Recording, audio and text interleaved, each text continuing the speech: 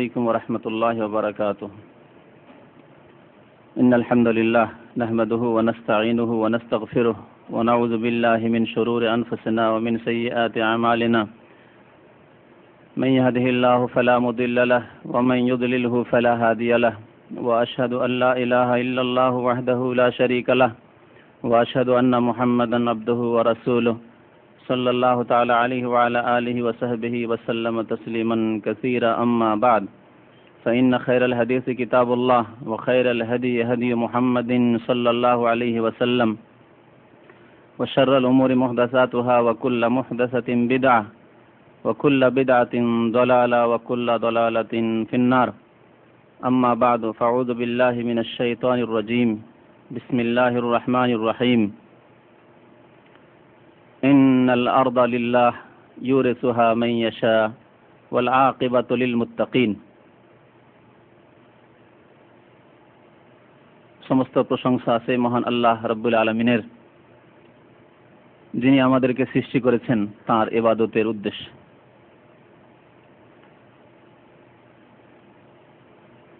দরুদ ও সালাম নাযিল হোক আমাদের প্রিয় নবী শেষ নবী মুহাম্মদুর রাসূলুল্লাহ সাল্লাল্লাহু আলাইহি ওয়াসাল্লামের উপর, যিনি মহান আল্লাহর সর্বোত্তম ভাবে ইবাদত সম্পাদন করেছেন এবং সর্বোত্তম পন্থায় তাঁর ইবাদতের তরিকা, নিয়ম নীতি, পদ্ধতি শিখিয়েছেন। আল্লাহুম্মা সাল্লি আলাইহি, আল্লাহুম্মা বারিক আলাইহি। মহান আল্লাহ মানব জাতিকে সৃষ্টি করেছেন তাঁর ইবাদতের উদ্দেশ্যে, কিন্তু মানুষ যুগে যুগে তারা এই পৃথিবীকেই নিজের লক্ষ্য উদ্দেশ্য এবং তাদের গন্তব্যস্থান মনে করে ফেলেছে। অধিকাংশ মানুষের এই অবস্থা, যারা এই পার্থিব জীবন, এই ক্ষণস্থায়ী জীবন, এই কিছুদিনের যে সময় আল্লাহ দান করেছেন, যে সম্পর্কে আমাদের জানা নেই যে কার কতটুকু সময় রয়েছে, একেই লক্ষ্য উদ্দেশ্য মনে করে ফেলেছে। বিশ্বাসের দিক থেকে হোক বা বিশ্বাসের দিক থেকে না হোক, অনেকে হয়তো মনে করে যে এই হচ্ছে লক্ষ্য উদ্দেশ্য, বিশ্বাসও করে এবং তার অনুযায়ী তার কাজকর্ম হয়ে থাকে, যে লক্ষ্য উদ্দেশ্য হচ্ছে এই পার্থিব জীবন। আর অনেক মানুষরা রয়েছে যে বিশ্বাস করে যে না, পরলৌকিক জীবন রয়েছে, লক্ষ্য উদ্দেশ্য হয়তো অন্য কিছু রয়েছে, কিন্তু এমনভাবে সেই আসল লক্ষ্য উদ্দেশ্য থেকে গাফিল, উদাস, যে তাদের কাজে, তাদের কর্মে, তাদের কথায়, তাদের চলাফেরায়, তাদের আচার আচরণে মনে হয় যে এই পার্থিব জীবনই হচ্ছে লক্ষ্য উদ্দেশ্য। যদিও দেখা যায় যে বিশ্বাসের দিক থেকে তারা বিশ্বাস করে বা তাদের জিজ্ঞেস করলে তারা বলে থাকে, স্বীকার করে থাকে যে না, পরলৌকিক জীবন রয়েছে। এই যে অবস্থা, পৃথিবীর দিকে, পৃথিবীর লোভ লালসা এবং পার্থিব স্বার্থ, পৃথিবীর যে ভোগের বস্তু রয়েছে পৃথিবীতে, এসব দিকে যে ছুটোছুটি মানুষের, এবং এই পথে ছোটাছুটি করতে গিয়ে পরলৌকিক জীবনকে একেবারেই ভুলে যাওয়া বা লক্ষ্য উদ্দেশ্যকে একেবারেই উপেক্ষা করা, এ হচ্ছে চরম বিপদের কারণ। মানুষের জীবনে ইহকালে পরকালে বিপদ ডেকে নিয়ে আসে, ধ্বংস ডেকে নিয়ে আসে এই মানুষের অবস্থা। এই জন্য আজকের আলোচনা করব এ সম্পর্কে যে শেষ পরিণাম হচ্ছে আল্লাহ ভীরুদের। শেষ পরিণাম আল্লাহ ভীরুদের জন্য। যা কিছুই হোক না কোনো পৃথিবীতে, মনে রাখতে হবে যে শেষ পরিণাম ওই লোকদের জন্য যারা আল্লাহকে ভয় করে থাকে। শেষ পরিণামে সুন্দর ফলাফল রয়েছে ওই সব মানুষদের জন্য যারা আল্লাহ রাব্বুল আলামিনের দাসত্ব স্বীকার করে থাকে। শেষ পরিণামে সফল কাম হবে ওই সব লোকেরা যারা আল্লাহ রাব্বুল আলামিনের ইবাদত বন্দেগী করে থাকে। শেষ পরিণামে ভাগ্যবান তারা যারা মহান আল্লাহ রাব্বুল আলামিনের ইবাদত করে থাকে তার আদেশ নিষেধ পালন করে থাকে এবং শিরক থেকে, আল্লাহ রাব্বুল আলামিনের সাথে অংশীদার স্থাপন করা থেকে বিরত থাকে। যাদের লক্ষ্য উদ্দেশ্য শুধু পার্থিব জীবনের কিছু সামান্য ভোগবিলাসের বস্তু নয়, ধন সম্পদ নয়, নেতৃত্ব আর গদি নয়, বরং তাদের লক্ষ্য উদ্দেশ্য হচ্ছে ইহকাল পরকালের শান্তি হাসিল করা, তারাই হচ্ছে ভাগ্যবান এবং তাদের জন্যই রয়েছে শেষ পরিণাম।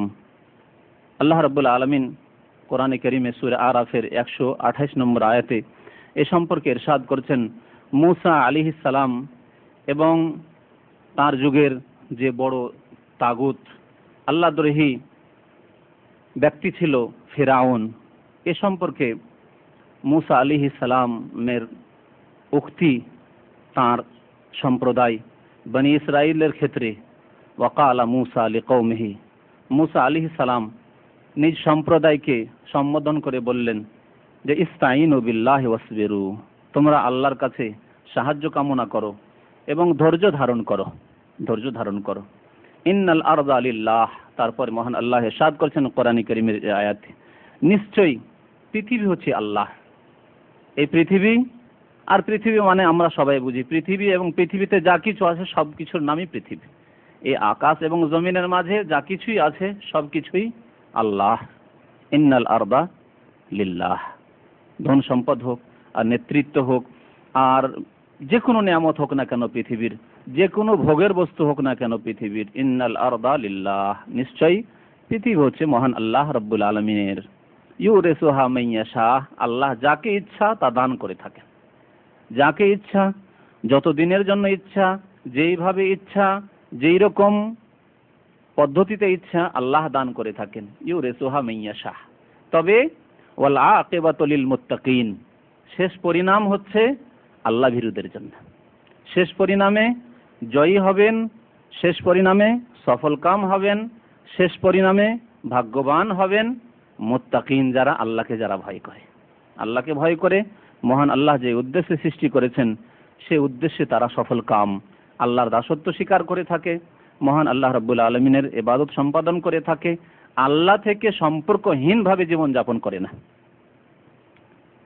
মুত্তাকিন তারা যাদের সম্পর্ক মহান আল্লাহর সাথে রয়েছে, যারা সম্পর্কহীনভাবে পৃথিবীতে জীবন যাপন করে না, আল্লাহর সাথে সম্পর্ক রয়েছে এবং আল্লাহর সাথে সম্পর্ক কেমনভাবে অটুট থাকবে এই নিয়ম ইসলামে সুন্দরভাবে এবং পূর্ণাঙ্গভাবে শিখিয়ে দেওয়া হয়েছে।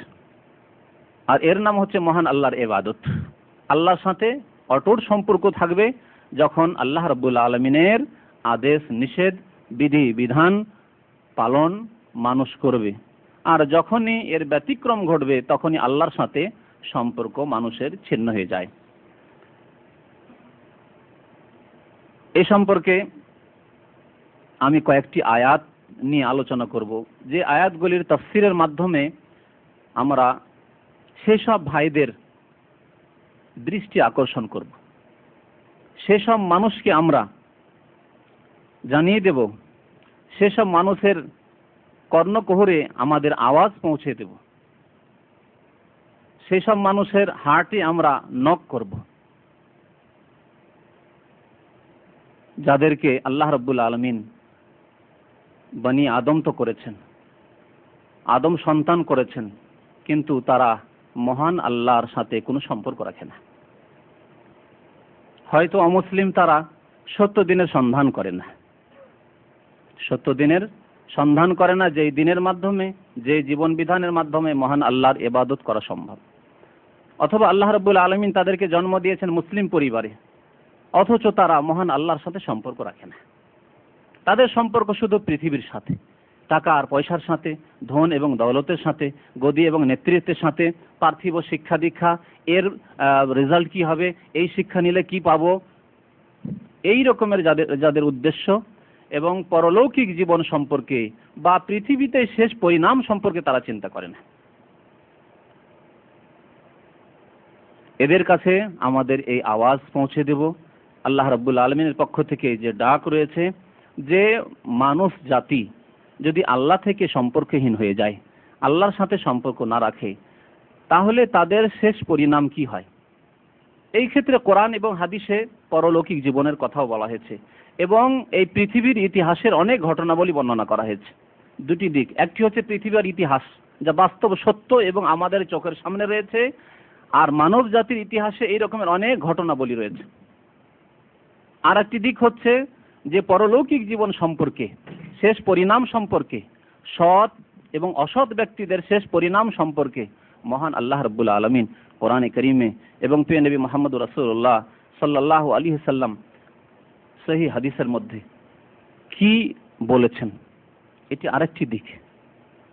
পরলৌকিক জীবন সম্পর্কে অনেকে হয়তো আস্থা রাখে না, এই জন্য আজকে একটি দিক আলোচনা করব।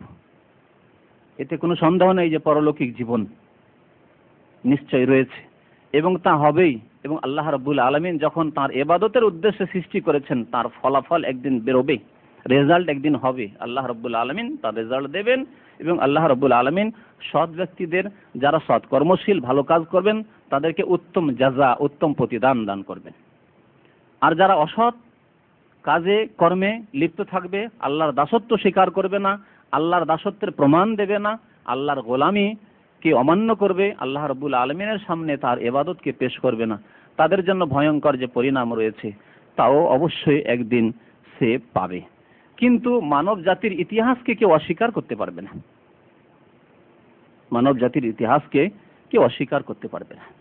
আল্লাহ রাব্বুল আলামিন যে ইতিহাস যুগে যুগে মানুষের চোখের সামনে দেখিয়েছেন, আল্লাহ রাব্বুল আলামিন একটি আয়াতে ইরশাদ করেছেন, কুল সিরু ফিল আরদ ফানজুরু কাইফা কানা আকিবাতুল মুজরিমিন। হে নবী, তুমি বলে দাও, মানুষকে জানিয়ে দাও, সিরু ফিল আরদ, তোমরা পৃথিবীতে ভ্রমণ করো, পৃথিবীতে সফর করো, ফানজুরু, এবং চিন্তা করো। এই ভ্রমণের মাধ্যমে, এই সফরের মাধ্যমে, বিভিন্ন দেশে তোমার জার্নির মাধ্যমে, তোমার ট্যুরের মাধ্যমে, ফানজুরু, গবেষণামূলক অধ্যয়ন করো, চিন্তা এবং গবেষণা করো, কাইফা কানা আকিবাতুল মুজরিমিন, যারা অপরাধী ছিল, যারা পাপিষ্ঠ ছিল, যারা অন্যায় করেছে জীবনে, তাদের পরিণাম কি হয়েছে। ফানজুরু কাইফা কানা আকিবাতুল মুজরিমিন। আল্লাহ রাব্বুল আলামিন এ সম্পর্কে আমাদেরকে ভ্রমণ করতে গিয়ে গবেষণামূলক চিন্তা করতে বলেছেন। আমরা যদি পৃথিবীর স্টাডি করি, যে বিভিন্ন প্রাচীন যুগের ইতিহাস রয়েছে, সেগুলি অস্বীকার করার কিছুই না। হয় ইতিহাসের কিতাবাতীত রয়েছে, না হয় কোরআনে কারিমে রয়েছে, নবী করিম সাল্লাল্লাহু আলাইহি সাল্লামের হাদিসে রয়েছে যা চিরসত্য, এবং চোখের সামনেও রয়েছে স্পষ্ট প্রমাণ। সেই এলাকাগুলি যদি ভ্রমণ করা যায় তাহলে আমরা দেখতে পাব। যদি আমরা সফর করি মিশরের মিউজিয়ামে, যদি আমরা যাই, আজকে বাস্তব সত্য সেখানে দেখতে পাবো যে ফেরাউনের লাশ সেখানে রয়েছে। ফানজুরু কাইফা কানা আকিবাতুল মুজরিমিন। গবেষণামূলক সেখানে তুমি চিন্তা করো এবং দেখো যে যারা অপরাধী ছিল তাদের পরিণাম কি হয়েছে। যদি আমরা ভ্রমণ করি তাবুকের এলাকা আল ওলা নামক শহরে, সেখানে গেলে সেখানে মিউজিয়াম রয়েছে। সেখানে হযরত হুদ আলাইহিস সালামের জামানায় যে কওমে সামুদ ছিল, সামুদ সম্প্রদায়, তাদের পরিণাম কি হয়েছে আমরা নিজের চোখে দেখতে পাবো।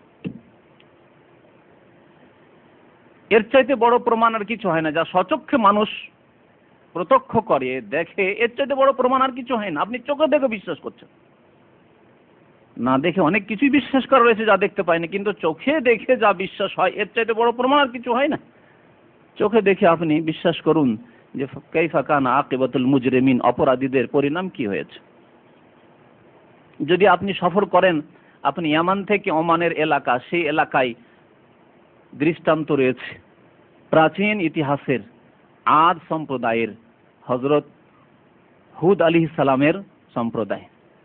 আল ওলাই ছিল হযরত সালেহ আলাইহিস সালামের সম্প্রদায় সামুদ, এবং আদ যে আদ সম্প্রদায়, হযরত হুদ আলাইহিস সালাম যিনি নবী ছিলেন, তার সম্প্রদায়ের ইতিহাসের এখনো বাকিয়া বা অবশিষ্ট অনেক কিছুই আসার বা অনেক লক্ষণ সেখানে রয়েছে, যা দেখে আপনি উপলব্ধি করতে পারবেন ফানজুরু কাইফা কানা আকিবাতুল মুজরিমিন, অপরাধীদের অবস্থা কি হয়েছে। এভাবে সারা পৃথিবী যদি সফর করেন, গবেষণামূলক সফর, তাহলে অনেক কিছুই উপলব্ধি করতে পারবেন। শুরু করেন আপনি প্রথম মানুষ থেকে, এখানে একটি কথা মনে রাখবেন যে সৎ মানুষ যারা সৎ জীবন যাপন করে, যারা আল্লাহর গোলামি স্বীকার করেছে, আল্লাহ রাব্বুল আলামিনের বিধিবিধান মেনেছে, বাস্তবায়ন করেছে, আল্লাহর বান্দেগী করেছে, যারা শিরক কুফরি এবং পাপাচার থেকে বেঁচে থেকেছে এবং যারা শিরক কুফরি পাপাচারে লিপ্ত হয়েছে, এই দুই শ্রেণীর মানুষের অবস্থা দুই রকম দেখতে পাবেন। যারা সৎ মানুষ তাদের প্রথম যুগের অবস্থা দেখবেন যে তারা ছিল দুর্বল, তারা ছিল অসহায়, তারা হয়তো সমাজে তারা লাঞ্ছিত ছিল, তাদেরকে লাঞ্ছিত করা হয়েছে, তাদেরকে নির্যাতিত করা হয়েছে, তাদেরকে কষ্ট দেওয়া হয়েছে, তাদের ভুল ত্রুটি হয়েছে, কিন্তু শেষ পরিণাম যখন তারা নিজে সংশোধিত হয়েছে তখন আল্লাহ রাব্বুল আলামিন তাদেরকে সম্মানিত করেছে। পক্ষান্তরে এরা সৎ লোক। যারা অসৎ ব্যক্তি, অসৎ জীবন যাপন করেছে, আল্লাহ থেকে সম্পর্কহীন হয়ে জীবন যাপন করেছে, তাদের প্রাথমিক অবস্থা এর উল্টো দেখবেন। প্রাথমিক অবস্থা তাদের জাঁকজমকপূর্ণ, অত্যন্ত ক্ষমতা তাদের কাছে ধন দৌলতের অভাব নেই, তাদের কাছে নেতৃত্বের অভাব নেই, তাদের কাছে ক্ষমতার সেনাবাহিনীর অভাব নেই, তাদের কাছে অনেক কিছুই ছিল। তাদের উন্নতির অবস্থা প্রথম যুগে দেখা গিয়েছে, কিন্তু তাদের অসৎ কার্যক্রমের কারণে, তাদের আল্লাহ দ্রোহিতার কারণে, তাদের পাপাচারের কারণে, অন্যায়ের কারণে শেষ পরিণাম ধ্বংসের দিকে, পতনের দিকে। একটি মৌলিক কথা জেনে রাখুন যে যারা সৎ মানুষ তাদের প্রথম জীবনটি হয়তো লাঞ্ছনার জীবন, বিপদ আপদের জীবন, কষ্টের জীবন, কিন্তু পরবর্তীতে আল্লাহ রাব্বুল আলামিন তাদেরকে উন্নতির পথে লাগিয়ে দিয়েছেন, তাদেরকে আল্লাহ ইজ্জত সম্মান দান করেছেন, মৌলিক কথা। আর যারা অসৎ মানুষ তাদের প্রথম জীবনটি সুন্দর, প্রথম জীবনে তাদের কোনো রকমের অভাব ছিল না পৃথিবীতে, এত শক্তিশালী জাতি ছিল তারা যে ওই রকম শক্তিশালী জাতি হয়তো আর পৃথিবীতে আসেনি। যেমন আদ সম্প্রদায়ের কথা বলতে গিয়ে আল্লাহ রাব্বুল আলামিন কি বলেছেন, লাম ইউখলাক মিসলুহা ফিল বিলাদ, তাদের মতো কোনো সম্প্রদায় পৃথিবীতে সৃষ্টি করা হয়নি। এত শক্তিশালী, এত ক্ষমতাবান জাতি ছিল, এত উন্নত জাতি ছিল, কিন্তু শেষ পরিণাম অধপতনের দিকে, ধ্বংসের দিকে নিশ্চিহ্ন করে দিয়েছেন আল্লাহ রাব্বুল আলামিন। এই ইতিহাস যদি মানব জাতির ইতিহাসে খুঁজে দেখেন, প্রত্যেকটি ইতিহাসে পাবেন আপনি হক এবং বাতিল, সত্য এবং মিথ্যার যে লড়াই হয়েছে, অথবা সৎ এবং অসৎদের যে ইতিহাস রয়েছে, এই ইতিহাসে এই মৌলিক কথাটি স্পষ্টভাবে পাবেন আপনি। দেখুন আপনি হযরত আদম আলাইহিস সালামের কথা আর ইবলিসের কথা। ইবলিসের প্রথম অবস্থা কেমন, কত সুন্দর তার অবস্থা, যে ফেরেশতাদের মাঝে অবস্থান করছে, সে ফেরেশতাদের সাথে তার উঠা বসা, ফেরেশতাদের মজলিসে বসার সে চান্স পেয়েছে, সুযোগ পেয়েছে।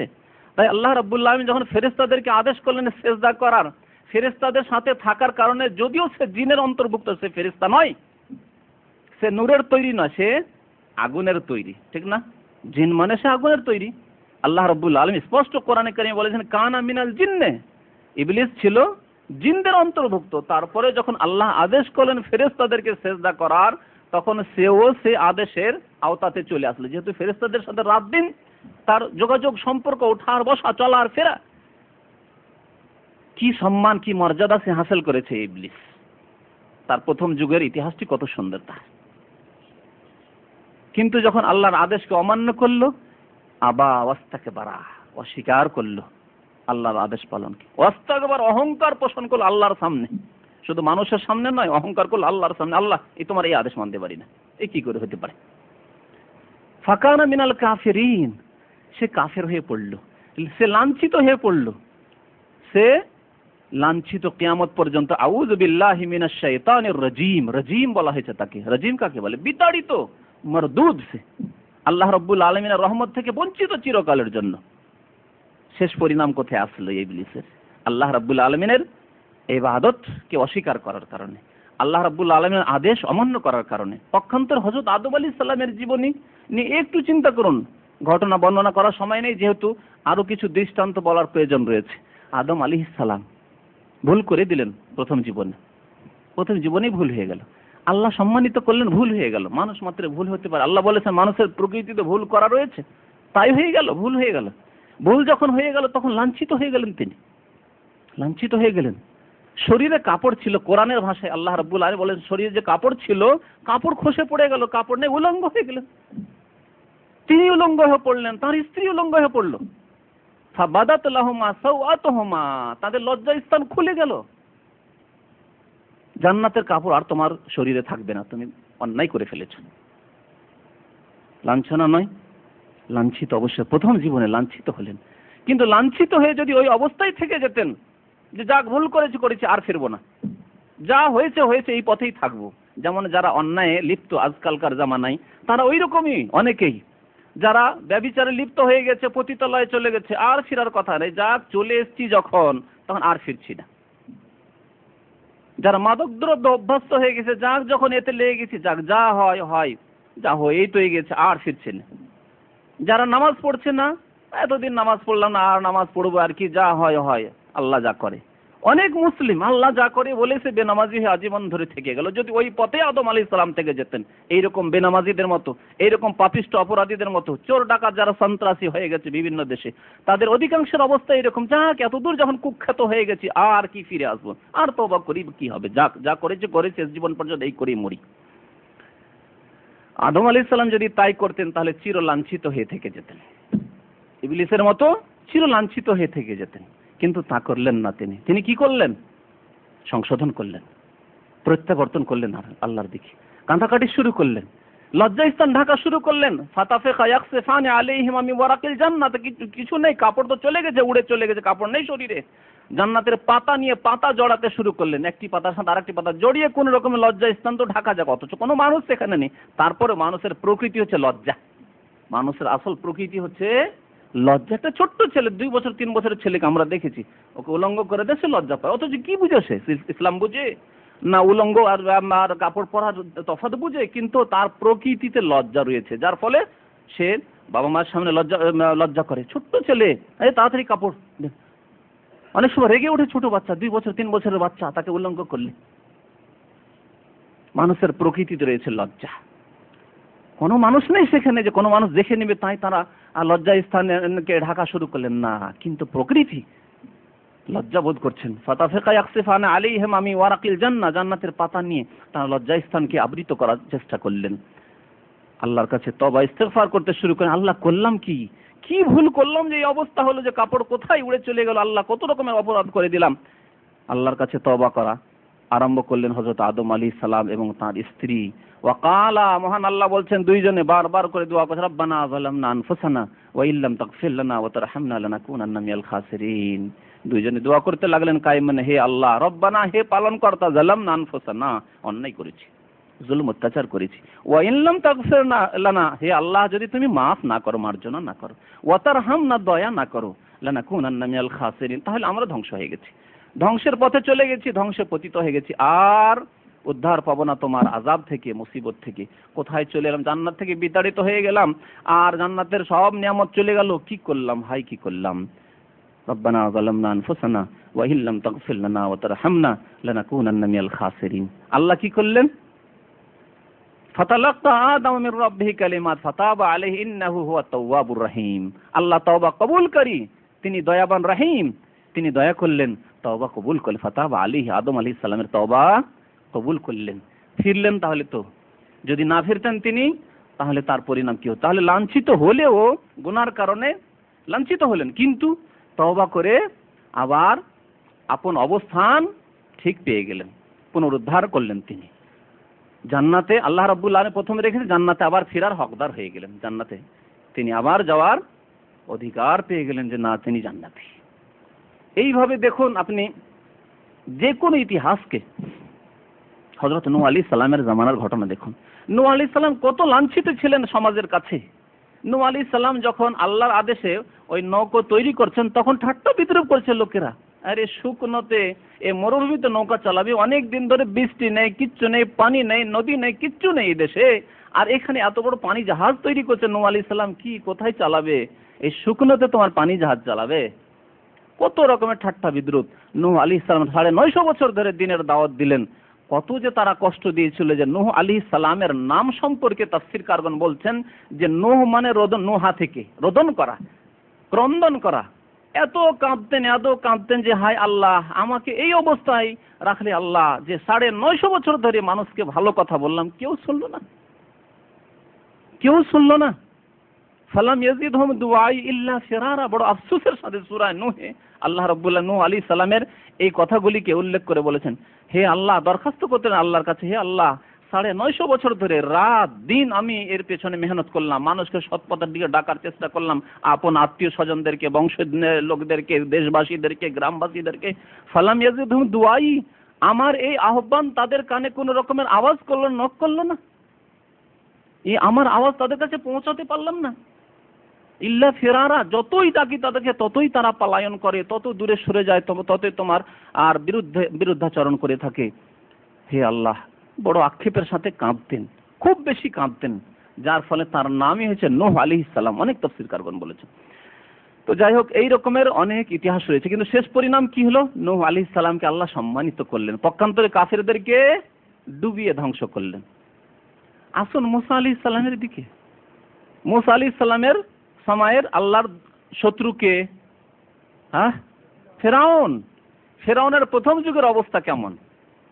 মিশরের রাজা, অধিপতি, এই অহংকারের সাথে সে বলে আনা রব্বুকুমুল আলা, আমি তোমাদের প্রভু, মহান প্রভু, শুধু প্রভু নয়, আমি তোমাদের মহান প্রভু।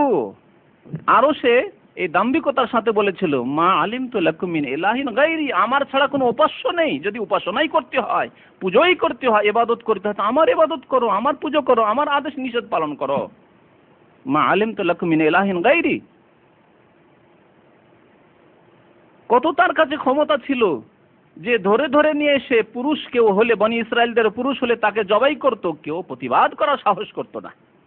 ওয়াস্তাহয়ি নিসাআহুম, এবং তাদের মহিলাদেরকে দাসী বানিয়ে নিত ঘরের, কারো প্রতিবাদের আওয়াজ ওঠাবার ক্ষমতা ছিল না। কি ক্ষমতা তার কাছে প্রথম অবস্থায়। পক্ষান্তরে মুসা আলাইহিস সালামের কি অবস্থা প্রথম যুগে? মুসা আলাইহিস সালামকে বাঁচাবার জন্য তারা আর রাখতে পারবো না বাড়িতে, তাই সমুদ্রে ভাসিয়ে দিলেন, পানিতে ভাসিয়ে দিলেন, যে আল্লাহ যা করে, আল্লাহ যদি হেফাজত করতে হেফাজত করবে, কিন্তু চোখের সামনে জবাই হবে ছেলে, এটা আর বরদাস্ত করতে পারবো না, যাক পানি থেকে বেঁচে উঠে আসুক, আর নাই আসুন। যখন ফেরাউন তল্লাশি চালাচ্ছে মুসার, ফেরাউনের সৈনিকরা যে মুসাকে ধরো, যেখানে পাও মুসাকে ধরো, লুকিয়ে আত্মগোপন করে মুসা আলাইহিস সালাম এক দেশ থেকে অন্য দেশে চলে গেলেন জীবন বাঁচানোর জন্য। এ মুসা আলাইহিস সালাম, এমন একটা সময় আসলো, মুসা আলাইহিস সালাম তার লোকদেরকে নিয়ে সসম্মানে আল্লাহর আদেশ ক্রমে মিশর থেকে বেরিয়ে পড়লেন রাতারাতি। পক্ষান্তরে আল্লাহ কি করলেন? যারা ছিল সম্মানিত পার্থিব দিক থেকে, দুনিয়ার দিক থেকে, যাদের কাছে ছিল ধন দৌলত, যাদের কাছে ছিল সম্পদ, যাদের কাছে ছিল গদি নেতৃত্ব, যাদের কাছে ছিল প্রশাসন, তাদেরকে আল্লাহ রাব্বুল আলামিন ধূলিসাৎ করে দিলেন, পানিতে ডুবিয়ে ধ্বংস করে দিলেন। ইন্নাল আরদা লিল্লাহ, আরম্ভ করেছিলাম এই আয়াত দিয়ে, নিশ্চয় পৃথিবী আল্লাহর, ইউরিসুহা মান ইয়াশা, আল্লাহ যাকে ইচ্ছা দান করে থাকেন, যতদিনের জন্য আল্লাহ ইচ্ছা দান করে থাকেন। ওয়াল আকিবাতু লিল মুত্তাকিন, শেষ ফলাফল কার কাছে আসবে? মুত্তাকিনের কাছে, যে আল্লাহকে ভয় করে, যে আল্লাহর দাসত্ব স্বীকার করে। এইভাবে দেখুন আপনি ইব্রাহিম আলাইহিস সালামের ইতিহাস। ইব্রাহিম আলাইহিস সালাম তাদের কাছে কত লাঞ্ছিত, তাদের কাছে যে আগুনে নিক্ষেপ করে দেওয়া হচ্ছে, তার পক্ষ থেকে কোনো মানুষ নেই যে প্রতিবাদ করবে, এই আওয়াজটি উচ্চারণ করবে যে চরম অন্যায় হচ্ছে, একজন মানুষকে আগুনে নিক্ষেপ করা হচ্ছে, জ্বলন্ত আগুনে জ্বালিয়ে দেওয়ার জন্য। এটা কি মানবিকতা? এটা কি ইনসানিয়ত? এই কথা বলার কোনো মানুষ নেই তখন তাকে জ্বালিয়ে দেওয়া হচ্ছে। তারা তো মনে করলো জ্বালিয়ে দিলাম তাকে। আল্লাহ রাব্বুল আলামিন আগুনকে আদেশ করছেন, ইয়া নারু, হে আগুন, কুনি বারদা, ঠান্ডা হয়ে যাও, ওয়া সালামান আলা ইব্রাহিম, আমার ইব্রাহিমকে শান্তির সাথে রাখো, শান্তির সাথে রাখো।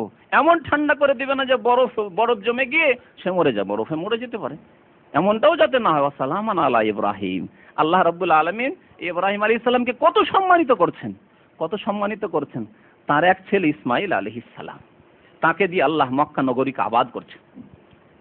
আর এক ছেলে ইসহাক আলাইহিস সালাম, ইসহাক আলাইহিস সালামের জেনারেশন থেকে অনেক দান করছেন সৈয়দুল আম্বিয়া খাতামুল মুরসালিন মুহাম্মদুর রাসূলুল্লাহ সাল্লাল্লাহু আলাইহি সাল্লাম, তার বংশ থেকে বেরিয়ে আসছেন।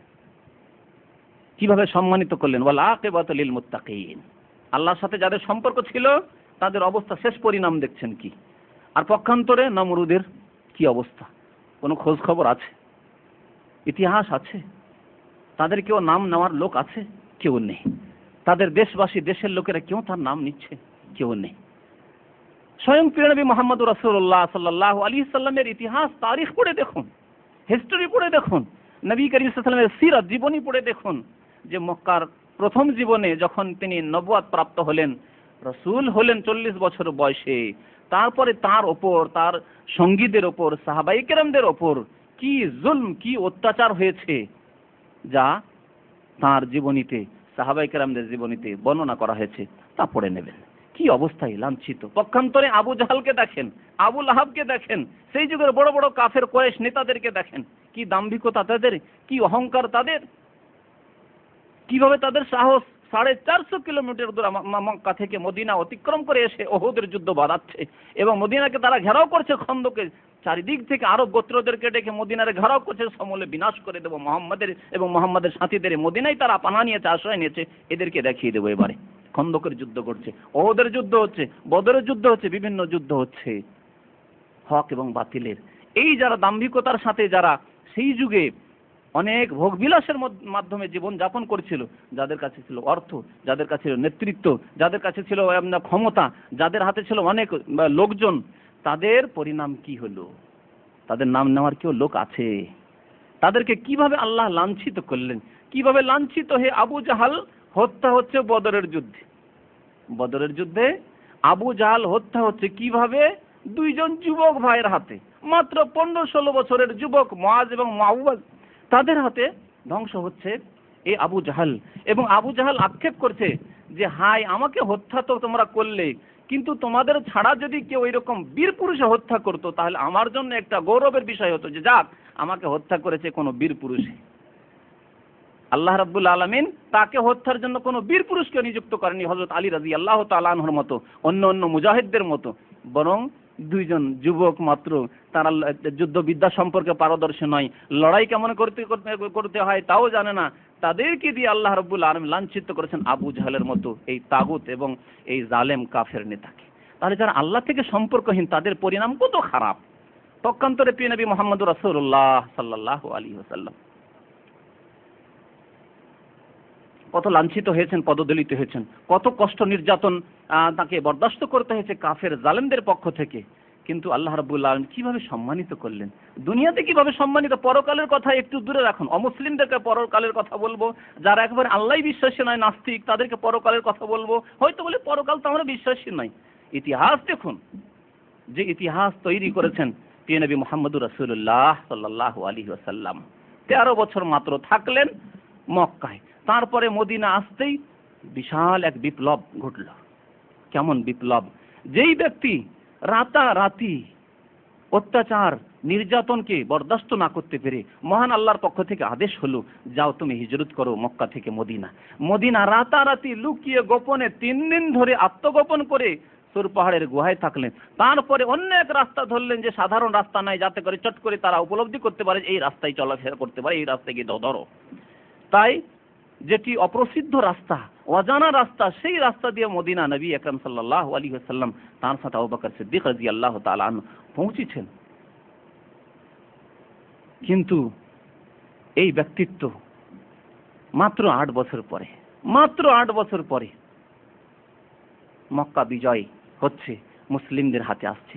নবী করিম সাল্লাল্লাহু আলাইহি ওয়াসাল্লাম একজন বিজয়ী পুরুষ হিসাবে মক্কায় প্রবেশ করছেন, যে মক্কায় যাওয়ার জন্য মাত্র 2 বছর আগে 6ষ্ঠ হিজরিতে গেলেন, যে উমরা করব, মাত্র তোমাদের গদি দখল করতে চায় না, তোমাদের নেতৃত্ব চায় না, তোমাদের মক্কা দখলও করতে চায় না, মক্কায় তোমরা থাকো ঠিক আছে, কিন্তু মাত্র আমাদের উদ্দেশ্য হচ্ছে যে এই কাবার তওয়াফ করব, আমরা সাফা মারওয়ার সাই করব, একটি উমরা করব মাত্র। 1400 সাহাবায়ে কেরামকে নিয়ে যাচ্ছেন। এই কাফের অহংকারীরা বাধা দিচ্ছেন, না না না না, যে সারেন্ডার করা হবে, যদি এই বছর উমরা করতে দিতে তাহলে আমাদের তো আমরা তার কাছে নিচু হয়ে যাব, আমাকে তাহলে তো হার স্বীকার করতে হবে না, মোটেই না, এই বছর আসতে দেওয়া হবে না, আমরা খালি হাতে ঢুকবো, কোনো অস্ত্র নিয়ে ঢুকতে দাও না, এই বছর ঢুকতে দেওয়া হবে না। মাত্র 2 বছর আগে, ষষ্ঠ হিজরিতে। সপ্তম হিজরি যাচ্ছে, চুক্তি মোতাবেক ওমরা করলেন। অষ্টম হিজরিতে আল্লাহ রাব্বুল আলামিন বিজয় দান করছেন, একজন ফাতেহ, একজন বিজয়ী পুরুষ হিসাবে নবী আকরাম সাল্লাল্লাহু আলাইহি ওয়াসাল্লাম, সাহাবায়ে কেরাম এই মক্কা নগরীতে প্রবেশ করছেন। যে মক্কা নগরীতে নামাজ পড়ার জন্য সেজদায় পড়ে রয়েছেন, আর উটের বুড়ি চাপিয়ে দেওয়া হচ্ছে নবী করিম সাল্লাল্লাহু আলাইহি ওয়াসাল্লামের কাঁধের উপর। এই নবী আকরাম সাল্লাল্লাহু আলাইহি ওয়াসাল্লাম একজন বিজয়ী পুরুষ হিসাবে প্রবেশ করছেন মক্কায়, এবং আদেশ করছেন, দেখো তোমরা কি মনে করো যে আমি কি প্রতিশোধ নেব? তোমরা কি চাও আমার কাছ থেকে? কি আশা রাখো? তোমাদের সাথে কেমন আচরণ করতে পারি? নবী আকরাম সাল্লাল্লাহু আলাইহি ওয়াসাল্লাম তাদেরকে জিজ্ঞেস করলেন। তারা তো স্যারেন্ডার করেছে, তারা দেখছে আর উপায় নেই, আমরা যা কিছু করেছি আমাদের কলঙ্ক, আমাদের ইতিহাস কলঙ্কিত ইতিহাস, যা যে বদাচরণ করেছি নবী করিম সাল্লাল্লাহু আলাইহি ওয়াসাল্লামের সাথে, আমাদের জন্য যে কোনো পানিশমেন্ট যদি হয়, শাস্তি হয়, তার আমরা যোগ্য, যে কোনো শাস্তি যদি আমাদের জন্য নির্ধারণ করা হয় তার যোগ্য আমরা। তাই তারা বলছে যে তুমি আমাদের ভাই, তুমি আমাদের আত্মীয়, তোমার সাথে আমাদের আত্মীয়তা রয়েছে, রক্তের সম্পর্ক রয়েছে, তাই তোমার কাছ থেকে আমরা কল্যাণেরই আশা করি, কল্যাণের আশা করি। প্রিয় নবী মুহাম্মদুর রাসূলুল্লাহ সাল্লাল্লাহু আলাইহি ওয়াসাল্লাম বললেন যে আমি ওই রকমই বলছি যেমন ইউসুফ আলাইহিস সালাম তার ভাইদের ক্ষেত্রে বলেছিলেন যে লা তাসরিবা আলাইকুমুল ইয়াউম ইয়াগফিরুল্লাহু লাকুম, তোমাদেরকে আজকে ধরা হবে না, তোমাদের আজকে কোনো শাস্তি দেওয়া হবে না, আল্লাহ তোমাদেরকে মার্জনা করে দেন যেন। ইযহাবু ফাআনতুমুত তালাকা, তোমরা চলে যাও, তোমাদেরকে আমি ছেড়ে দিলাম, বিনা কোনো শাস্তি তোমাদেরকে ছেড়ে দিলাম। কি বলতে চেয়েছিলাম? দেখাতে চেয়েছিলাম যে আল্লাহ যারা নেক বান্দা, যারা আল্লাহর সাথে সম্পর্ক রাখে, তাদের প্রথম অবস্থা হতো কষ্টকর অবস্থা, দুঃখের অবস্থা, কিন্তু আল্লাহ রাব্বুল আলামিন তাদেরকে সম্মানিত করে থাকেন শেষ পরিণামে। পক্ষান্তরে যারা জালেম, যারা আল্লাহর সাথে সম্পর্ক রাখে না, আল্লাহর ইবাদত বন্দেগী করে না, আল্লাহ দ্রোহিতা করে, আল্লাহর বিধানকে অস্বীকার করে, অথবা পাপাচারে লিপ্ত থেকে জীবনটিকে কাটিয়ে দেয় এবং মনে করে যে পৃথিবী হচ্ছে সবকিছুই, পৃথিবীর যে ভোগ বিলাস রয়েছে, ভোগ বিলাসের বস্তু রয়েছে, তাই হচ্ছে লক্ষ্য উদ্দেশ্য, তাদের পরিণাম, শেষ পরিণাম অত্যন্ত খারাপ।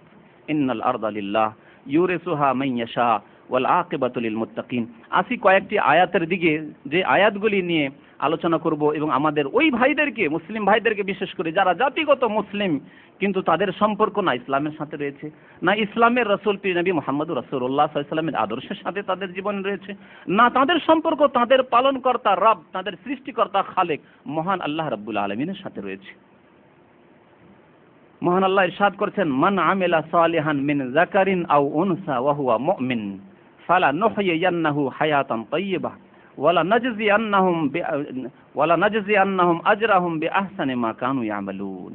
আল্লাহ রাব্বুল আলামিন ইরশাদ করেছেন সূরা আন-নাহলের আয়াত নম্বর 97, মান আমিলা সালিহান, যারা সৎকর্ম করে। সৎকর্ম করে, সৎকর্ম কি? ইসলামের ভাষায় সৎকর্ম যা আল্লাহ এবং তার রাসূল করতে বলেছেন, এ হচ্ছে সৎকর্ম। এবং আল্লাহ এবং তার রাসূল যেসব কাজ করতে নিষেধ করেছেন সেসব কাজ থেকে বিরত থাকা সৎকর্ম। হ্যাঁ বাচক এবং না বাচক দুই রকমই রয়েছে সৎকর্ম। 5 ওয়াক্ত নামাজ পড়া সৎকর্ম, তেমনি নামাজ ত্যাগ করা অসৎ কাজ। তাহলে নামাজ ত্যাগ করা থেকে বিরত থাকা সৎকর্ম। আল্লাহ যা নিষেধ করেছেন, জেনা ব্যভিচার নিষেধ করেছেন, মদ পান করা নিষেধ করেছেন, এই হারাম কাজগুলি থেকে বেঁচে থাকাই সৎকর্ম। আল্লাহ রাব্বুল আলামিন আদেশ করেছেন বিবাহ শাদী করা সৎকর্ম। পক্ষান্তরে জেনা ব্যভিচার থেকে বেঁচে থাকা সৎকর্ম। জেনা ব্যভিচার করা যখন পাপের কাজ, গুনহার কাজ, তখন জেনা ব্যভিচার থেকে বেঁচে থাকাই হচ্ছে সৎকর্ম। আল্লাহ রাব্বুল আলামিন পর্দার আদেশ করেছেন সৎকর্ম, তাহলে বেপর্দা হওয়া অসৎ কাজ। তাহলে বেপর্দা হওয়া থেকে বেঁচে থাকা, নিজেকে বাঁচিয়ে রাখা, নিজের পরিবারের মহিলাদেরকে বাঁচিয়ে রাখা, নিজের আত্মীয় স্বজনদের মধ্যে এই দাওয়াত পেশ করা, এই ইসলামের কথাগুলি পৌঁছে দেওয়া, এগুলি হচ্ছে সৎকর্ম। তো আল্লাহ রাব্বুল আলামিন ইরশাদ করেছেন, মান আমিলা সালিহান, যে ব্যক্তি সৎ কাজ করলো, মিন যাকারিন আও উনসা, সে নারী হোক বা পুরুষ, নেকির ক্ষেত্রে, সওয়াব হাসিল করার ক্ষেত্রে আল্লাহ রাব্বুল আলামিন সমান মর্যাদা দান করেছেন। নামাজ পড়লে যেমন পুরুষ নেকি পাবে, তেমনি নেকি পাবে একজন নারী। মিন যাকারিন আও উনসা, পাপ থেকে বেঁচে থাকলে পুরুষ যেমন সওয়াব পাবে, নারীও তেমন সওয়াব পাবে। আল্লাহ রাব্বুল আলামিনের বিধিবিধান, আদেশ নিষেধ, এগুলি নারী পুরুষ উভয়ের জন্য। মান আমিলা সালিহান মিন যাকারিন আও উনসা, পুরুষ হোক অথবা নারী, ফালানুহয়িয়ান্নাহু হায়াতান তাইয়্যিবা, আল্লাহ বলেছেন তাকে সুন্দর, পাক, পবিত্র, উত্তম জীবন দান করব। তার সাথে আল্লাহ রাব্বুল আলামিন আরো বলেছেন ঈমানের অবস্থায়। এই সৎ কাজগুলি করতে হবে ঈমানের অবস্থায়, মানে আল্লাহর প্রতি বিশ্বাস রেখে, পরকালের প্রতি বিশ্বাস রেখে, যেসব জিনিসকে আল্লাহ বিশ্বাস করতে বলেছে সেসব জিনিস বিশ্বাস করে। 6টি জিনিসকে আল্লাহ বিশ্বাস করতে বলেছেন। ঈমানের পিলার হচ্ছে 6টি। মান আমিলা সালিহান মিন যাকারিন আও উনসা ওয়া হুয়া মুমিন। ঈমানের অবস্থায় মুমিন মুসলিম হয়ে যে ব্যক্তি সৎ কাজ করলো, সে নারী হোক বা পুরুষ, তাদেরকে আল্লাহ ওয়াদা করছেন তাদেরকে পাক পবিত্র জীবন, উত্তম জীবন দান করবেন। উত্তম জীবন কোন জীবন? উত্তম জীবনের অর্থ এই নয় যে সবাইকে আল্লাহ ধনী করে দেবেন, এই অর্থ নয়। যে ব্যক্তি সৎ কর্মশীল হবে তাকে আল্লাহ দরিদ্র রাখবেন না, সবাইকে একেবারে কোটিপতি আল্লাহপতি করে দেবেন, এই তরজমা, এই তাফসীর নয়। তবে আল্লাহ রাব্বুল আলামিন তাকে শান্তি দান করবেন, শান্তির জীবন দান করবেন।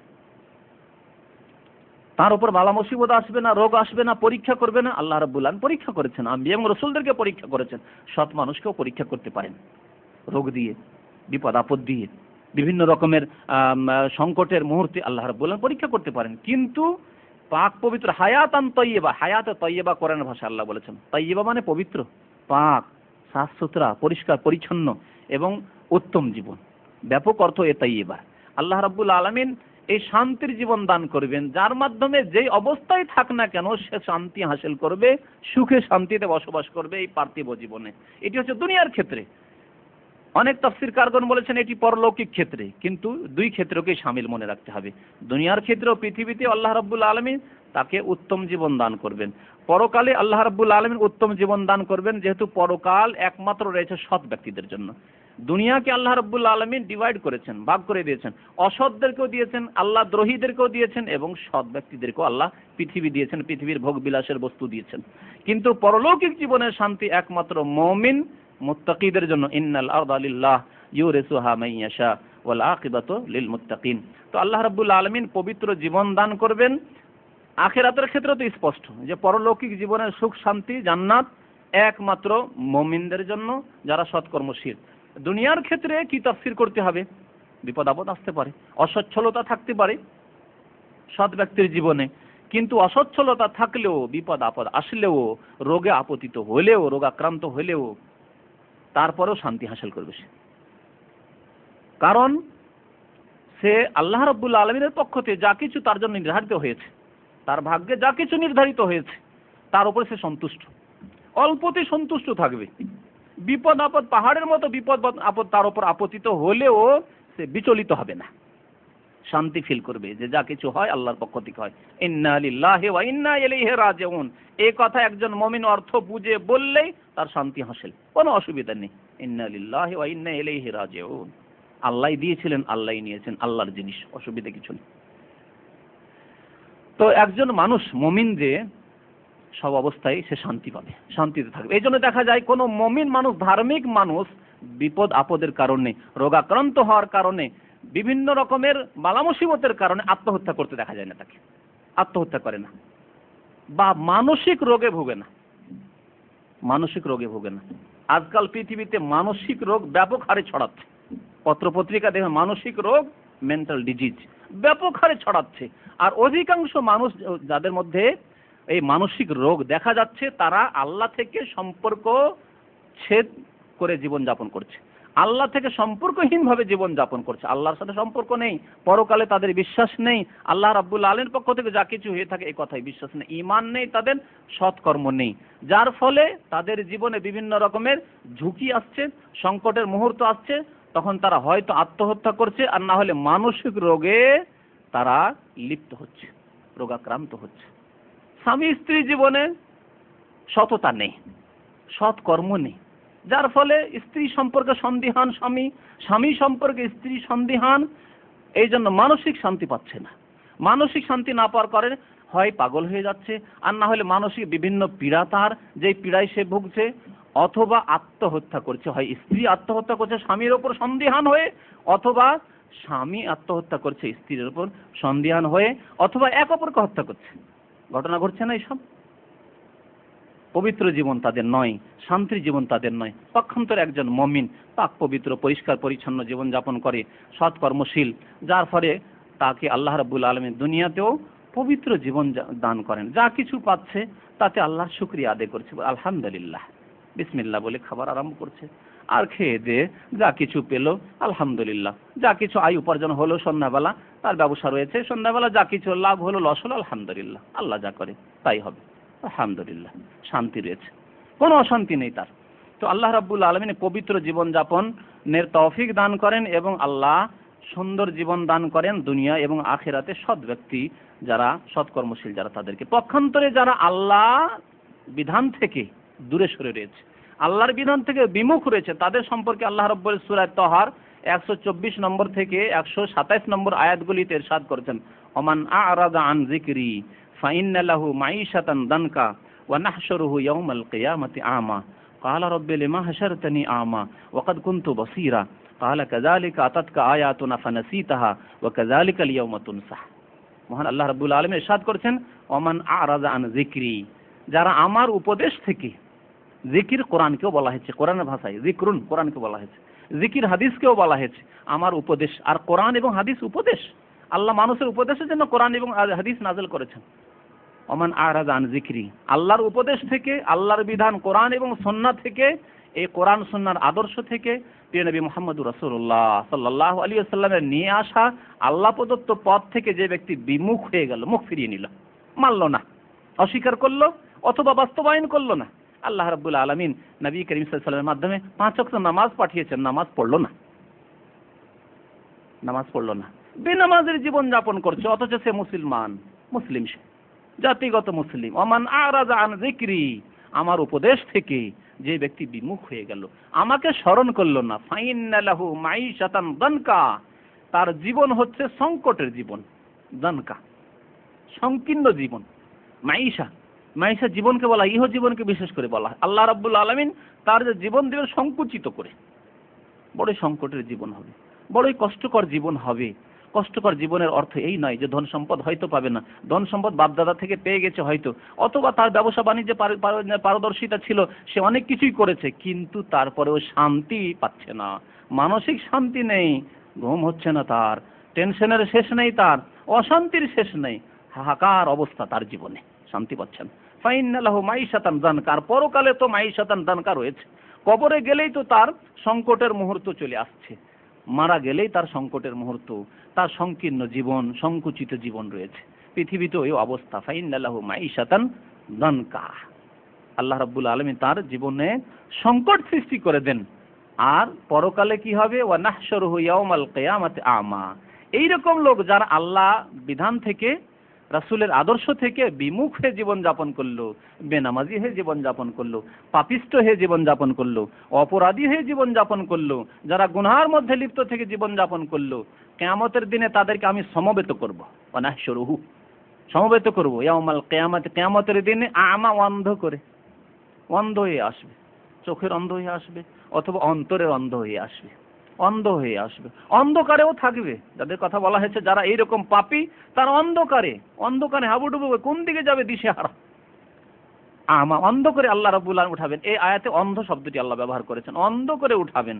তখন আল্লাহকে জিজ্ঞেস করবে, আল্লাহর ফেরেশতাদেরকে জিজ্ঞেস করবে, কালা রব্বি লিমা হাশারতানি আমা, এই অন্ধ ব্যক্তি যে জীবনে কুখ্যাত ব্যক্তি ছিল, বেনামাজি ব্যক্তি ছিল, আল্লাহর সাথে কোনো সম্পর্ক রাখতো না, রব্বি লিমা হাশারতানি আমা, হে আল্লাহ, হে আমার পরওয়ারদিগার, পালনকর্তা, আমাকে অন্ধ করে কেন সমবেত করলে, অন্ধ করে কেন উঠালে, ওয়াকাদ কুনতু বাসীরা, অথচ আমি চক্ষুওয়ালা ব্যক্তি ছিলাম, আল্লাহ আমার চোখ ছিল, দেখতাম পৃথিবীতে, এখন কেন অন্ধ হয়ে উঠলাম, লিমা হাশারতানি আমা ওয়াকাদ কুনতু বাসীরা।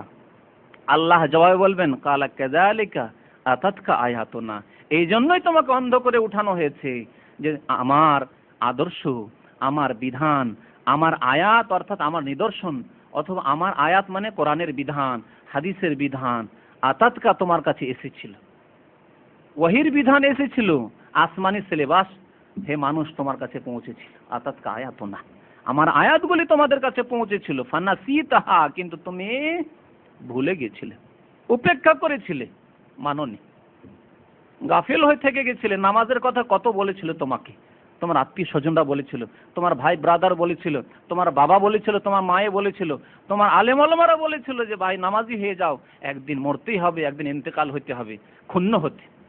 অনেক ভাইরা রয়েছেন নামাজ বেনামাজি ভাইরা, নামাজি ভাই যদি তাকে ভালো উপদেশ দেয় তো মনে হয় যে তাকে কষ্ট দিল, অসন্তুষ্ট হয়, অসন্তুষ্ট। এমনকি আত্মীয়দের মধ্যে অনেককে বলা হচ্ছে যে বাবা নামাজ পড়ো, নামাজ কেন পড়ছো না, অসন্তুষ্ট। আরে এ কি আমাকে তং করা শুরু করলো, আমাকে এই পেরেশান করা কেন শুরু করলো, নিজে নামাজ পড়ছো পড়ো, নামাজ নিজের ব্যাপার।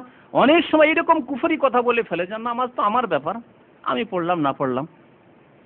অনেক লোকের মুখ থেকে এইরকম কথা শোনা যায়, নামাজ আমার পার্সোনাল ব্যাপার। পার্সোনাল ব্যাপার নয়, আল্লাহ রাব্বুল আলামিন আপনাকে যেমন নামাজ পড়ার দায়িত্ব দিয়েছেন, আপনার যদি বড় ভাই থাকেন, আপনার যদি বাবা থাকেন, আপনার যদি আম্মা থাকেন, আপনার যদি গার্জেন হন, এবং আপনার ওলামায়ে কেরাম আপনাকে বলবেন, সৎ ব্যক্তিরা অন্যদেরকেও সৎ বানাবার চেষ্টা করবেন, এবং আপনার হিতাকাঙ্ক্ষী তারা, এ কথা মনে করবেন না যে আপনাকে কষ্ট নিমজ্জিত করছে, বরং আপনাকে জাহান্নাম থেকে, জাহান্নামের পথ থেকে টেনে নিয়ে জান্নাতে নিয়ে যেতে চাইছে। যেমন কি প্রিয় নবী মুহাম্মদ রাসূলুল্লাহ সাল্লাল্লাহু আলাইহি সাল্লাম ইরশাদ করেছেন যে আমার উম্মতের লোকেরা, অর্থাৎ মানব জাতীয় উম্মত, যারা ইসলাম গ্রহণ করেনি তারাও যেহেতু মানব জাতি, তাদের জন্য নবী করিম প্রেরিত হয়েছেন। মানুষ জাতির অবস্থা এবং আমার অবস্থা, আমার উদাহরণ তাদের সাথে এইরকম যে তারা এই কীট পতঙ্গের মতো। কতগুলি কীট পতঙ্গ আছে, যখন লাইট জ্বলে, বাতি জ্বলে, তখন চলে আসে। আমাদের দেশে বলা হয় মরণের পাখা হয়, এও পাকা হয়, তারপরে মরে ওই আগুনে পড়ে পড়ে তারা জীবন দিয়ে দেয়, মরে যায়, পুড়ে যায়। তো ওই রকম কীট পতঙ্গ, যে কীট পতঙ্গগুলি আগুনে নিজেকে নিক্ষেপ করে মরতে চাইছে, এবং সেই কীট পতঙ্গগুলোকে একজন লোক তাড়াচ্ছে, যে এই তোমাকে আগুনে পড়তে দেবো না, তাড়াচ্ছে, যাও দূরে দূরে দূরে সরো, দূরে সরো, সবকে তাড়াচ্ছে। ওই রকম হচ্ছে আমার উদাহরণ। প্রিয় নবী মুহাম্মদ রাসূলুল্লাহ সাল্লাল্লাহু আলাইহি ওয়াসাল্লাম ইরশাদ করেছেন যে মানব জাতি এক শ্রেণীর মানুষ আল্লাহ দ্রোহী, আল্লাহর ইবাদত বন্দেগী করে না, যারা কুফরি শিরিক করে, যারা নামাজ পড়ে না, যারা গুনাহ এবং পাপে লিপ্ত, তারা জাহান্নামের আগুনে নিজেকে নিক্ষেপ করতে যাচ্ছে, এবং আমি তাদেরকে জাহান্নাম থেকে, আগুন থেকে বাঁচাবার জন্য সচেষ্ট হচ্ছি, দূরে সরাচ্ছি তাদেরকে, যে দূরে সরো, দূরে সরো, তোমরা এই আগুনে নিজেকে নিক্ষেপ করো না।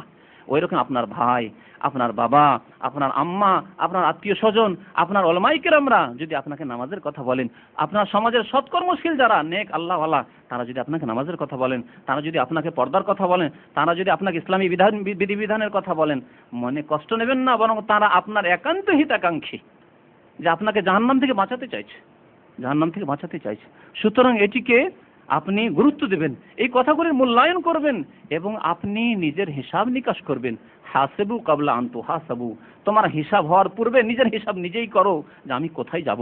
একজন মুসলিম, তোমার বিশ্বাস তো রয়েছে পরকালে, পরকালে বিশ্বাস যদি না থাকে তো দুনিয়ার ঘটনাগুলি বর্ণনা করলাম যে অসৎ জীবন যাপন করলে শেষ পরিণাম কি হবে।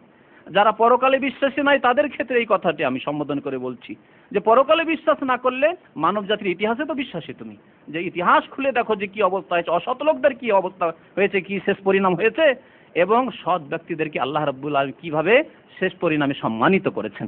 আর যারা বিশ্বাসী মুসলিম, তোমরা যখন মুসলিম, নিশ্চয়ই আল্লাহ বিশ্বাসী, পরকালে বিশ্বাসী, জান্নাতে বিশ্বাসী, জাহান্নামে বিশ্বাসী, আল্লাহ কি উদ্দেশ্যে সৃষ্টি করেছেন সেই উদ্দেশ্যে তুমি বিশ্বাসী, তখন আল্লাহর ওয়াস্তে ইবাদত করো। তোমার যদি আত্মীয় স্বজন তোমাকে ভালো কথা বলে, আর নাও যদি বলে, তোমার কাছে নিশ্চয় এই বিধান পৌঁছে গেছে যে আল্লাহ তোমার 5 ওয়াক্ত নামাজ ফরজ করেছে, তোমাকে আল্লাহর বিধান মেনে চলতে হবে, তুমি আল্লাহর দাস। ওমা খালাকতুল জিন্না ওয়াল ইনসা ইল্লা লিয়াবুদুন, আল্লাহ মানুষকে এবং জিনকে সৃষ্টি করেছেন তার ইবাদত, আদেশ এবং নিষেধ পালনের উদ্দেশ্যে।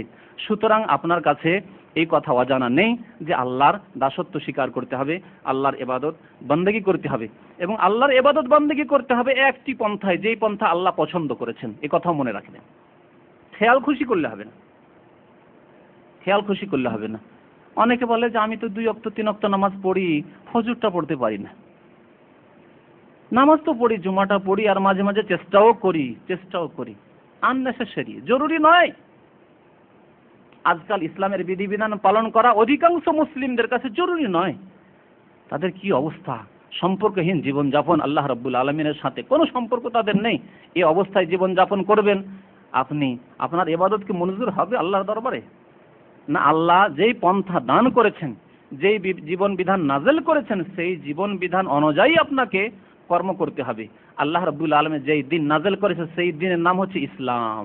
ইন্নাদ দীন ইনদাল্লাহিল ইসলাম, নিশ্চয় আল্লাহর জীবন বিধান, আল্লাহ প্রদত্ত জীবন বিধান হচ্ছে ইসলাম। সুতরাং ইসলাম যেইভাবে আপনাকে গাইড করেছে, পথ নির্দেশনা দান করেছে, সেইভাবে আপনাকে কাজকর্ম করতে হবে, সেইভাবে বিশ্বাস করতে হবে, আপনার ব্রেনের ওয়াশ করতে হবে, ধোলাই করতে হবে সেইভাবে যেভাবে ইসলাম বলেছে।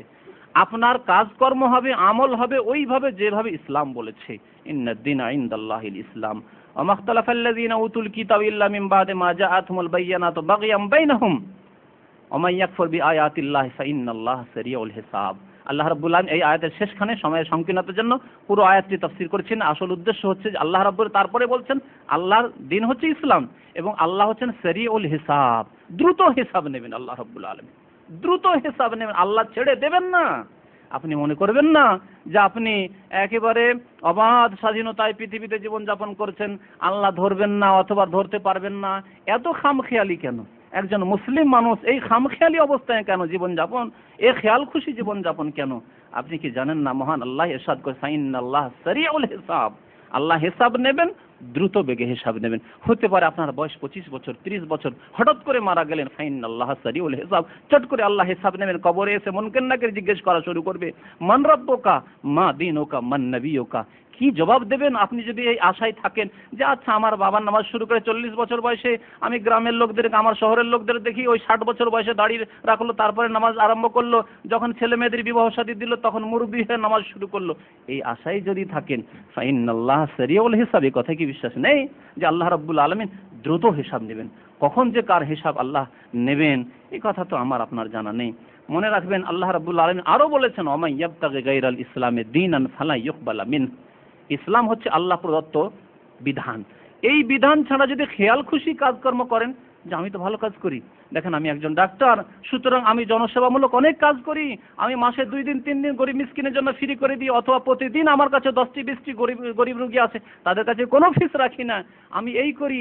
যদি কোনো মানুষ টেলিফোন করে এক্ষুনি আমার একটু প্রয়োজন, আমার একটু সহযোগিতা করুন, হেল্প করুন, একেবারে ওয়েলকাম হাজির সেখানে গিয়ে, আমি অনেক ভালো কাজ করি।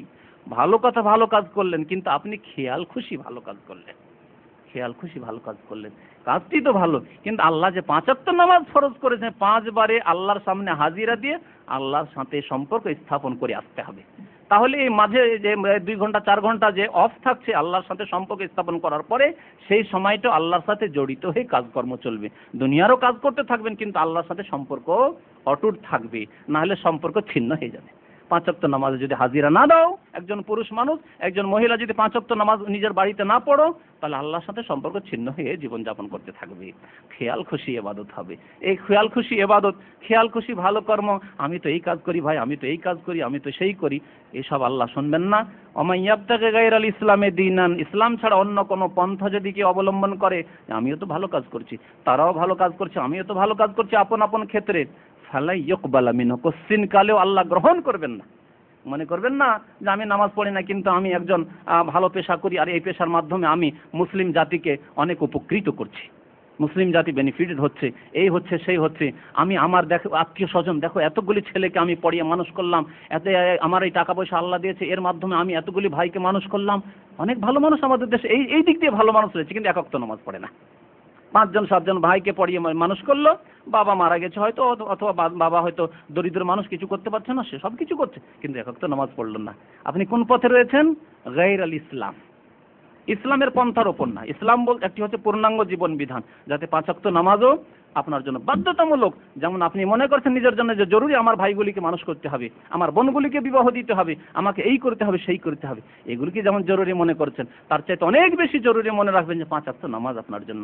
ওয়া মান ইয়াবতাগি গায়রাল ইসলামে দীনান, ইসলাম ছাড়া অন্য পথ যে কেউ অবলম্বন করবে, ফালা ইউকবালা মিন, আল্লাহ গ্রহণ করবেন না। বেনামাজির অন্য কোনো আমল কবুল হবে না। বেনামাজি হয়ে আল্লাহর সাথে সম্পর্ক ছিন্ন করে জীবনযাপন করবেন, আর আপনার এই জনসেবামূলক, এই দাতব্য কাজ, অমুক কাজ তমুক কাজ আল্লাহ কবুল করবেন। মাতা পিতার সেবা দিয়ে আপনি জান্নাতে পৌঁছে যাবেন, আপনি ভাইদেরকে মানুষ করা দিয়ে আপনি বোনদের বিবাহ শাদীর মাধ্যমে জান্নাতে পৌঁছে যাবেন। ফালা ইউকবালা মিনহু, আল্লাহ কবুল করবেন না। ওয়া হুয়া ফিল আখিরাতে মিনাল খাসিরিন, সেই ব্যক্তি পরকালে কি হবে? ক্ষতিগ্রস্ত হয়ে যাবে, ক্ষতিগ্রস্ত হবে, মুক্তি পাবে না। মনে রাখবেন এই ক্ষেত্রে অনেক কথাই রয়েছে। আল্লাহ রাব্বুল আলামিন আরো ইরশাদ করেছেন, কুল্লু নাফসিন যায়িকাতুল মউত, প্রত্যেক মানুষকে মরতে হবে। এটিও বাস্তব সত্য। কি নাস্তিক, কি ইহুদি, কি খ্রিস্টান, কি হিন্দু, বৌদ্ধ, মুসলিম, সবাই বিশ্বাস করে, কি বেনামাজি কি নামাজি, কি ধার্মিক কি বেধার্মিক, কি চোর কি ডাকাত কি গন্ডা, সবাই বিশ্বাস করে যে প্রত্যেক মানুষকে মরণের স্বাদ গ্রহণ করতেই হবে। কুল্লু নাফসিন যায়িকাতুল মউত। কিন্তু তারপরে কি হবে এই কথা ভুলে যাবেন না। ওয়া ইন্নামা তুওয়াফাউনা উজুরাকুম ইয়াউমাল কিয়ামা। কিয়ামতের দিনে এই মরার পরে যেই দিন আল্লাহ পুনরুত্থিত করবেন, আবার উঠাবেন তোমাকে, জীবন দান করবেন আল্লাহ রাব্বুল আলামিন, প্রত্যেককে হাসরের মাঠে বিচার দিবসে হাজির করবেন। আর তারপরে পুরোপুরি আল্লাহ প্রতিদান দেবেন, যেমন যার কর্ম তেমন তার হবে ফল। ওয়া ইন্নামা তুওয়াফাউনা উজুরাকুম ইয়াউমাল কিয়ামা। নিশ্চয়ই নিশ্চয়ই তোমাদেরকে তোমাদের পুরোপুরি প্রতিদান দেওয়া হবে। ভালো কর্ম ভালো ফল পাবে, খারাপ কর্ম অপকর্ম করেছো অন্যায় করেছো তার কুফল তুমি ভোগ করবে, হাসিল করবে। ওয়া ইন্নামা তুওয়াফাউনা উজুরাকুম ইয়াউমাল কিয়ামা। সুতরাং ফামান যুহজিহা আনিন নার ওয়া উদখিলাল জান্নাতা ফাকাদ ফাজ। সাকসেসফুল কে, সফলকাম কে, সাফল্যমণ্ডিত কে? ফামান যুহজিহা আনিন নার, যাকে জাহান্নামের আগুন থেকে বাঁচিয়ে দেওয়া হলো, দূরে রাখা হলো। যুহজিহা আনিন নার, সবচেয়ে বড় কামিয়াবি যে জাহান্নাম থেকে বেঁচে গেলেন, সবচেয়ে বড় কামিয়াবি জাহান্নাম থেকে আল্লাহ বাঁচিয়ে দিয়েছেন। হযরত ওমর ফারুক রাদিয়াল্লাহু তাআলা শাহাদাত বরণ করছেন মৃত্যুর পূর্বক্ষণে, আর তিনি বলছেন, হায় আমি আল্লাহর কাছে কিছুই চাই না, যদি যা কিছু আমি সৎ আমল করেছি আর যা কিছু আমার দ্বারা অন্যায় হয়েছে সব যদি সমান সমান হয়ে গিয়ে আমাকে আল্লাহ মুক্তি দান করে দেন আমার জন্য যথেষ্ট। হযরত ওমর আমিরুল মুমিনিন, তার নেকি তার সওয়াব